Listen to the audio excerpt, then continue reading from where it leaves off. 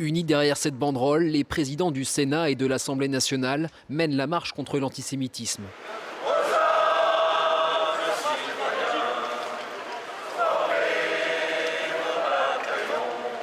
À leur côté, des membres du gouvernement, comme la première ministre Elisabeth Borne, dont le père de confession juive a été déporté pendant la Seconde Guerre mondiale.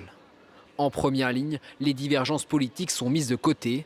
Les anciens présidents de la République, Nicolas Sarkozy et François Hollande, marchent côte à côte. Il y avait beaucoup de drapeaux français dans la manifestation. Parce que ce qui nous unit, c'est pas simplement un drapeau, c'est ce qu'il représente, c'est la valeur de la liberté et la valeur aussi de la dignité humaine. C'est en sens que l'antisémitisme est une atteinte à ce drapeau-là et à la République. Plus loin dans le cortège, la présence du Rassemblement national dérange. Marine Le Pen est prise à partie par des membres du collectif Golem, composé de jeunes juifs de gauche. Ils lui reprochent les propos antisémites de son parti.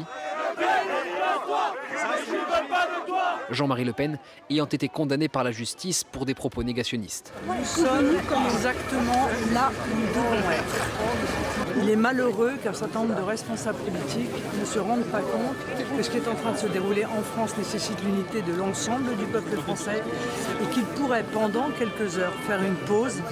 De nombreux partis politiques comme le PS, les Verts et le Parti communiste ont décidé de participer à la manifestation derrière un cordon républicain, loin du Rassemblement national. Beaucoup d'habitants, de républicains, de militants, de citoyens avaient envie de pouvoir venir à cette marche sans mettre leurs pas dans les pas du Rassemblement national. Le cortège que nous avons organisé va le leur permettre. On doit tout de suite réagir, tout de suite, dans la diversité de nos opinions de républicains qui sommes là aujourd'hui rassemblés.